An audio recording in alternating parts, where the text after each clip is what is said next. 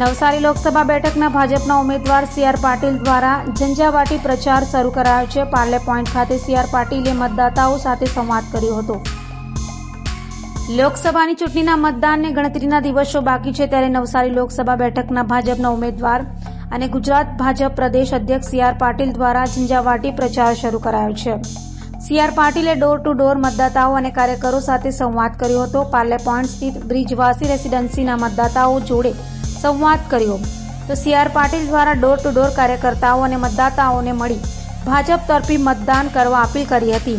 સી.આર. પાટીલે રાજકોટ કોંગ્રેસના ઉમેદવાર પરેશ ધાનાણીને લઈને કહ્યું હતું કે કોંગ્રેસ પોતાની હારથી બોખલાયું છે. રાજકીય ઇતિહાસ જાણવામાં કોંગ્રેસને કોઈ રસ નથી. કોંગ્રેસના નેતાઓ દ્વારા બફાટ કરવામાં આવી રહ્યો છે. ગમે તે સમાજ માટે ગમે તેમ નિવેદન કરવા કોંગ્રેસનો સ્વભાવ છે. ગુજરાત અને દેશના રાજા મહારાજાઓનો કોંગ્રેસ દ્વારા અભ્યાસ કરવો જોઈએ. ગુજરાતની તમામ 16 બેઠકો પર કોંગ્રેસ હાર ભળી ગઈ છે, જેના કારણે ગમે તેવા નિવેદનો કરે છે. હલકી કક્ષાની વાત કરવી કોંગ્રેસને સોંપતી નથી. કોંગ્રેસ દ્વારા પટેલ અને ક્ષત્રિય સમાજ માટે નિવેદન કરી અપમાન કર્યું છે, તો આજે રાજાઓનું મહત્વ છે અને કોંગ્રેસે આ મામલે સમાજની માફી માંગવી જોઈએ, તેમ સી.આર. પાટીલે કહ્યું હતું. નમસ્કાર મિત્રો, કોંગ્રેસના નેતાઓના નિવેદનો એને જો શુદ્ધ ગુજરાતીમાં કહીએ તો બફાટ કરવાનું એ એમનો સ્વભાવ છે.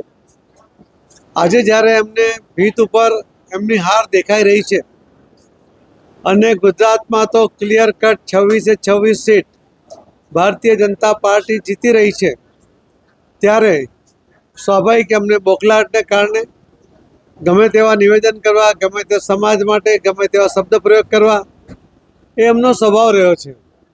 આપણે જોયું હશે કે ક્ષત્રિય સમાજ માટે પણ, રાજા મહારાજાઓ માટે પણ રાહુલ ગાંધી હમણાં 2 દિવસ પહેલાં પણ જે કહ્યું કે આ લોકો લૂંટ કરતા હતા, કોઈની પણ જમીન લૂંટી લેતા હતા.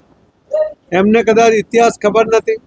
સ્વાભાવિક છે, આખો દેશ જાણે છે કે એમનો રાજકીય ઇતિહાસ જાણવામાં એમને કોઈ રસ પણ નથી અને એટલા જ માટે એમણે આવી વાત કરી છે.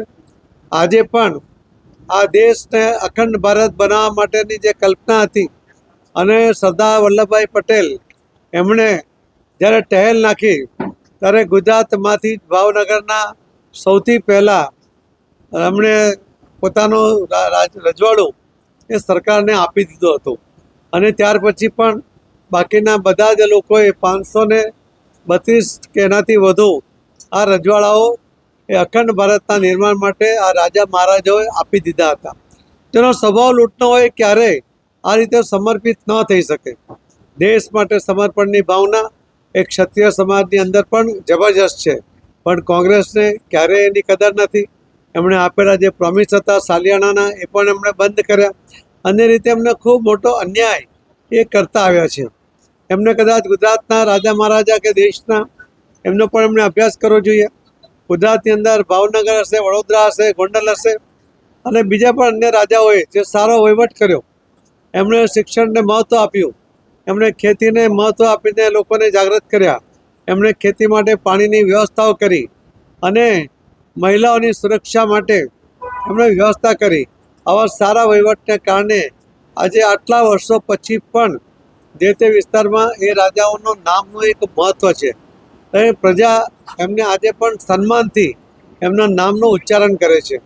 પરંતુ આ કોંગ્રેસ કે જેમણે પટેલ અને ક્ષત્રિય સમાજ માટેના જે શબ્દો કહ્યા છે, તો આ પટેલ સમાજમાં પણ સરદાર વલ્લભભાઈ પટેલ જેવા આગેવાનો કે એમણે અખંડ ભારતની રચનાનો કોઈને યશ જતો હતો એકમાત્ર સરદાર વલ્લભભાઈ પટેલને જાય છે. આવા મહાન પુરુષો જે સમાજમાં જેમણે જન્મ લીધો છે અને અલગ અલગ ક્ષેત્રમાં સમાજે પણ જે રીતે પોતાનું યોગદાન આપ્યું છે અને એવા સમાજ માટે આવી હલકી વાત કરવી એ એમને શોભતું નથી. એમણે આ બંને સમાજની અને ગુજરાતના લોકોની માફી માંગવી જોઈએ. હાર અને જીત એ ચાલતી હોય છે, એમને હારવાની ટેવ પડી છે. છેલ્લી વાર બી હાર્યા છે અને હવે પણ હારવાના છે. ત્યારે હાર સહજતાથી સ્વીકારે, ખેલદીથી સ્વીકારે એવી મારી એમને એક સૂચન પણ છે.